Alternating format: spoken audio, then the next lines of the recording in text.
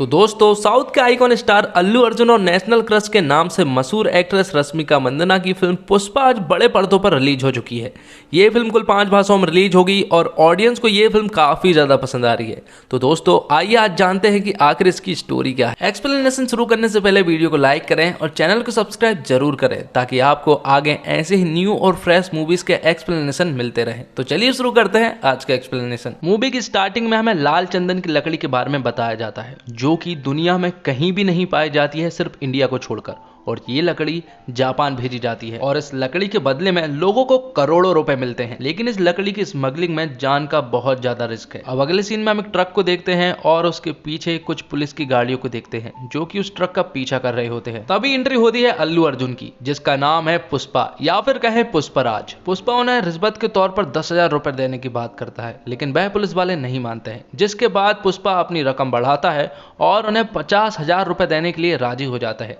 लेकिन इसके बाद भी वह उसकी बात नहीं मानते हैं और उसे अरेस्ट कर लेते हैं। और जब वह पुलिस वाले उसे लेकर जा रहे होते हैं तब उन सबको वह 1 लाख रुपए देने की बात करता है, लेकिन इस पर भी वह पुलिस वाले नहीं मानते हैं। जिसके बाद पुष्पा उनसे कहता है कि वह 1-1 लाख रुपए सबको देगा। और यह बात सुनकर पुलिस की गाड़ी रुक जाती है और पुष्पा सभी को 1-1 लाख रुपए दे देता है और पुष्पा को यहाँ वह छोड़ देते हैं। अब 1 साल पहले के सीन को दिखाया जाता है जहां पर हमें पता चलता है कि पुष्पा एक मजदूर है और ज्यादा पैसों के लिए वह कहीं भी मजदूरी करने के लिए एकदम तैयार है। साथ में उसका दोस्त भी होता है जिसका नाम केशव होता है, लेकिन सब उसे कटलेट बुलाते हैं। अब ज्यादा पैसों के लिए वह एक रिस्की काम पर जाता है जहां पर उसे 1,000 रुपए दिन का मिलने वाला था। दरअसल उसे यहाँ पर वही लाल चंदन की लकड़ी को काटना था और स्मगलिंग करके यहाँ पर लाना था, जिसके बदले में उसे 1,000 रुपए तो मिलता, लेकिन अगर पुलिस के हाथों पकड़ा जाता तो जान तक का खतरा था। अगले सीन में एक पुलिस वाले की एंट्री होती है जिसका नाम है गोविंद और उसे ऐसे स्मगलरों को पकड़ने का एक्सपर्ट माना जाता है। यहाँ पर वह मजदूर पुलिस की आवाज सुनकर वहां से भागने लगे थे, लेकिन गोविंद जब तक यहाँ पर आ पाता तब तक तो पुष्पा ने यहाँ पर एक प्लान रच दिया था। और जब गोविंद यहाँ पर आता है तो उसे यहाँ पर किसी भी प्रकार की लकड़ी नहीं मिलती है, जिसके बाद वह पुष्पा को डराने धमकाने लगता है। तो पुष्पा इससे कहता है कि तुम 4-5 पुलिस वाले हो और हम पूरे 60 मजदूर हैं, इसलिए भलाई इसी में है कि तुम यहाँ से चुपचाप चले जाओ। अब बात ये आती है कि आखिर पुष्पा ने उन लकड़ियों को छिपाई कहाँ थी। तो यहाँ पर हमें पता चलता है कि जो लाल चंदन की लकड़ियां हैं उन्हीं पेड़ पर उन्होंने वह लकड़ियां छिपा दी थी। अब काफी दिनों तक स्मगलिंग चलती रहती है और गोविंद यहाँ पर कुछ इसलिए नहीं कर पाता है क्योंकि उसके पास ज्यादा पुलिस फोर्स नहीं थी। लेकिन एक दिन वह अपनी पूरी पुलिस फोर्स के साथ वहां पर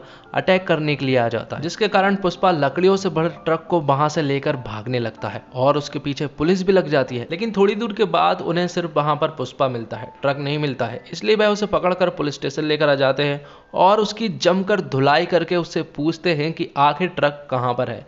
लेकिन मजाल है कि पुष्पा ने उस ट्रक के बारे में कुछ भी बताया हो। मारते मारते पुलिस वालों के हाथ दर्द करने लगते हैं, लेकिन पुष्पा उफ तक नहीं करता और ट्रक के बारे में कुछ नहीं बताता। पुष्पा की बोलती कभी बंद नहीं हुआ करती थी, लेकिन पुष्पा की बोलती सिर्फ एक जगह बंद होती थी, वो है उसके पिताजी की जब बात होती थी। फ्लैशबैक के बचपन के सीन में हमें दिखाया जाता है कि पुष्पा की माँ एक आदमी से प्यार करती थी और वह आदमी भी उससे प्यार करता था, जिसके कारण पुष्पा हुआ। लेकिन पुष्पा की माँ और उस आदमी की शादी नहीं हुई और इसी कारण पूरी दुनिया पुष्पा को नाजायज समझती है। अगले सीन में हम एक बैंड को देख पाते हैं जहां पर हमें 3 लोगों के बारे में बताया जाता है। सबसे पहले आदमी का नाम है जॉली रेड्डी, जिसे शराब और कबाब के अलावा किसी और से कोई मतलब नहीं। दूसरे नंबर का आदमी है जक्का रेड्डी, जिसका दिमाग बहुत तेज है और यही पूरा बिजनेस संभालता है। तीसरे नंबर का आदमी है कोंडा रेड्डी, जो कि इन तीनों भाइयों में सबसे बड़ा है और वही इस गैंग का लीडर है। और पुष्पा ने जिनकी लकड़ियों को छिपाया है वह दरअसल इन्हीं की लकड़ियां हैं और पुष्पा इन्हीं के लिए मजदूरी करता है। और जब उन्हें यह बात पता चलती है कि पुष्पा ने पुलिस के सामने बिल्कुल भी मुंह नहीं खोला है तो वह तुरंत ही उससे मिलने के लिए आ जाते हैं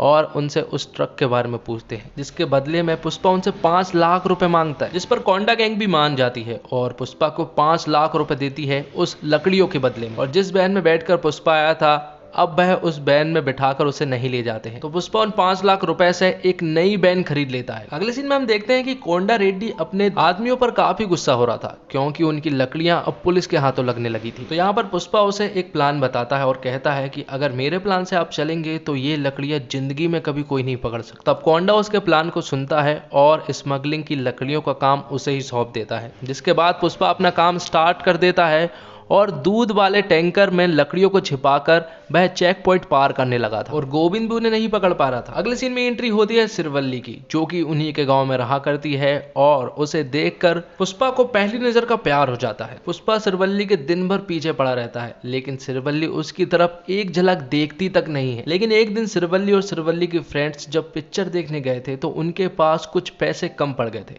जिसके बाद वहां पर कटलेट जाता है और उनसे कहता है कि ये 1000 रुपए रखो, इसके बदले में तुम्हें सिर्फ एक बार पुष्पा को हंसकर देखना होगा, जिस पर सिरवल्ली भी मान जाती है। अगले सीन में हम देखते हैं कि सिरवल्ली एक मंदिर के पास पुष्पा को हंसते हुए देख रही होती है और ये देखकर पुष्पा भी बहुत ज्यादा खुश हो जाता है और फिर तुरंत ही सिरवल्ली से बात करने के लिए उसके पास चला जाता है।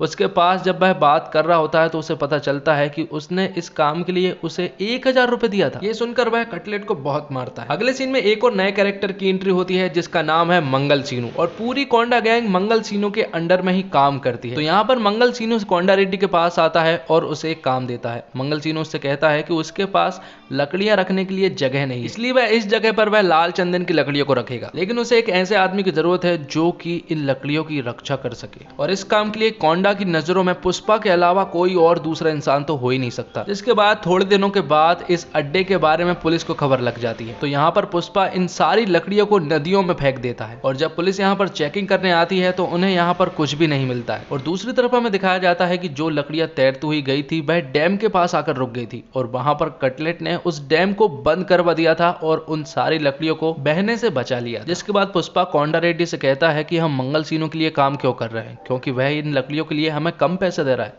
वह उससे कहता है कि 1 टन लकड़ियों के लिए वह हमें 25 लाख देता है, जबकि वह इन्हीं लकड़ियों को बेचकर चेन्नई से 1 करोड़ रुपए कमाता है। इसलिए पुष्पा उससे कहता है कि कम से कम हमें 50 लाख रुपए तो मिलना चाहिए। जिस पर कोंडा रेड्डी उससे कहता है कि तू खुद ही जाकर मंगल सीनू से बात कर ले और अगर उसने बात मान ली तो आधा आधा हम बांट लेंगे। अगले सीन में हम देखते हैं कि पुष्पा मंगल सीनू के यहाँ पर बात करने के लिए जाता है। वह मंगल सीनू से कहता है कि आप हमें इन लकड़ियों के बदले में 50 लाख रुपए दे, वरना हम इन लकड़ियों को डायरेक्ट चेन्नई में बेच देंगे। तो मंगल सीनू उससे कहता है कि चेन्नई को पहुंचाने में इन लकड़ियों के बदले में उसे 15 चेक पॉइंट पार करना पड़ता है और इसीलिए उसे बहुत सारे पैसे पुलिस वालों को खिलाने पड़ते हैं। जिस पर पुष्पा से कहता है कि ये काम तो वह भी कर सकता है, लेकिन फिर भी बहुत सारे पैसे बचते हैं। तो मंगल सीनू उसे पैसे देने से मना कर देता है। तब पुष्पा उन्हीं के फोन से तुरंत ही चेन्नई में मुरुगन को कॉल कर देता है और उसे लाल चंदन की लकड़ियों को खरीदने के लिए ऑफर करता है। तो यहाँ पर वह पुष्पा को मारने की कोशिश करते हैं, लेकिन यहाँ पर पुष्पा उन्हें ही धो डालता है। अगले सीन में हम देखते हैं कि पुष्पा चेन्नई पहुंच चुका है मुरुगन से मिलने के लिए और उससे डायरेक्ट बात करता है लाल चंदन की लकड़ियों के बारे में। वह उससे कहता है कि अब उसके पास वह डायरेक्ट ही लकड़ियां भेजेगा। जब वह कोंडा रेड्डी को फोन करता है तो कोंडा रेड्डी को काफी गुस्सा आता है, लेकिन जब पुष्पा उससे कहता है कि मंगल सीनू हमें इस काम के लिए 25 लाख दिया करता था, लेकिन हम यहाँ पर डायरेक्ट बेचकर 1 करोड़ रुपए कमाएंगे। लेकिन थोड़ी देर के बाद कोंडा रेड्डी भी मान जाता है। अगले सीन में हम देखते हैं कि सिरवल्ली के फादर को जॉली रेड्डी ने पकड़ रखा है। दरअसल सिरवल्ली के फादर ने कुछ बातें लीक कर दी थी, इसलिए उसने उन्हें बंदी बना लिया है। साथ में उसने सिरवल्ली को भी लेकर आ गया है और वह सिरवल्ली से कहता है कि एक रात मेरे साथ गुजारने के बाद वह उसके फादर को छोड़ देगा। और फिर सिरवल्ली ये बात तुरंत ही पुष्पा को बताती है। ये सब बताने के बाद वह अपने प्यार का इजहार भी कर देती है। तब पुष्पा तुरंत ही जॉली रेड्डी के पास जाता है और उसे बहुत धोता है। उसकी हालत इतनी खराब थी कि वह होश में ही नहीं आ रहा था, इसलिए कोंडा रेड्डी को यह पता नहीं चल पा रहा था कि आखिर ये किसने किया। लेकिन एक दिन पुष्पा और कटलेट जॉली रेड्डी के साथ उन्होंने जो किया उसके बारे में बात कर रहे होते हैं, लेकिन तभी अचानक कोंडा रेड्डी आ जाता है। उनकी ये बातें वह सुन लेता है, लेकिन ये बात पुष्पा और कटलेट को नहीं पता चलती। और जब कोंडा रेड्डी एक दिन पुष्पा को लेकर कहीं पर जा रहा होता है, तभी अचानक वह उसे वहां पर बंदी बना लेते हैं। वह उसके मुंह को भी ढक देते हैं और जब कोंडा रेड्डी उसके ऊपर गोली चलाने ही वाला होता है कि तभी कोंडा रेड्डी के ऊपर ही कोई गोली चला देता है और उसकी वहीं पर मौत हो जाती है। दरअसल वह गोली मंगल सीनू के साले ने चलाई थी। आगे हमें इस फिल्म की सबसे बेहतरीन फाइट देखने को मिलती है, जिसमें पुष्पा उन सभी को मार देता है और यहाँ पर वह जग्गा रेड्डी को बचा लेता है, क्योंकि वह उसका बिजनेस पार्टनर था। और जब यह बात मंगल सीनू को पता चलती है कि उसका साला मर चुका है, तो वह आग बबूला हो जाता है और फिर अगले ही दिन एमएलए के साथ बैठक करवाता है। एमएलए के सामने पुष्पा कहता है कि ये सारी गलती मंगल सीनू की है।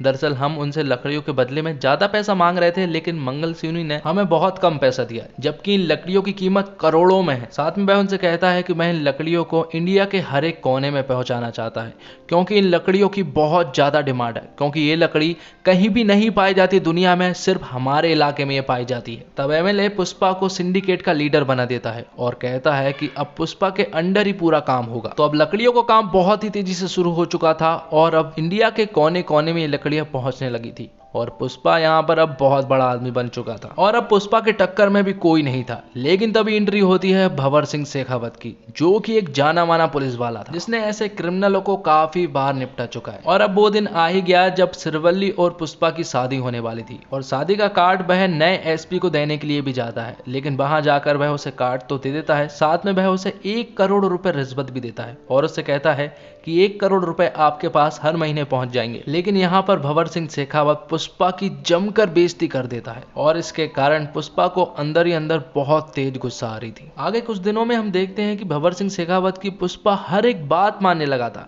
जैसे पुष्पा उसकी कठपुतली बन गया हो। अब वो दिन भी आ गया जब पुष्पा की आज शादी है, लेकिन पुष्पा शादी से गायब है और वह तो भंवर सिंह के साथ जश्न मना रहा है। यहाँ पर भंवर सिंह और पुष्पा काफी ज्यादा खुश थे, लेकिन तभी आता है कहानी में एक ट्विस्ट और पुष्पा भंवर सिंह को उसकी औकात बताने लगता है और पुलिस स्टेशन में तुमने मुझसे जो भी बात कही थी उसे अभी तक याद है। और वह अभी तक इसलिए चुप था क्योंकि उसकी माँ खुश थी और माँ इसलिए खुश थी क्योंकि उसकी शादी हो रही थी, इसलिए वह कुछ नहीं बोल रहा। लेकिन आज के बाद तेरे पास कोई पैसा नहीं पहुंचेगा और तेरी वर्दी की इज्जत भी कोई नहीं करने वाला। साथ में वो भंवर सिंह के कपड़े भी उतारवा देता है और अपने भी उतार देता है और कहता है ऐसे ही बिना कपड़ों के अगर पब्लिक में चला गया तो कोई उससे कुछ नहीं बोलेगा, लेकिन अगर तू पब्लिक के सामने बिना कपड़ों के गया तो उसके सामने कुत्ता तक नहीं थूकेगा। पुष्पा यहाँ पर भंवर सिंह की उसकी औकात बताकर वहां से चला जाता है। यहाँ पर भंवर सिंह भी आग बबूला हो रहा था और घर आकर उसने सबसे पहले पुष्पा के दिए हुए नोटों को जलाया था। और फिल्म के लास्ट में हम पुष्पा और सिरवल्ली की शादी को होते हुए देख पाते हैं और यहीं पर पुष्पा 1 मूवी खत्म होती है। तो दोस्तों वीडियो अच्छी लगी तो वीडियो को लाइक जरूर करें और चैनल को सब्सक्राइब भी जरूर करें और साथ में उस नोटिफिकेशन बेल को भी ऑल पर कर दें ताकि आपको ऐसी ही न्यू और फ्रेश मूवीज के एक्सप्लेनेशन मिलते रहे। तो मिलते हैं अगले एक और धमाकेदार वीडियो के साथ। Thanks for watching.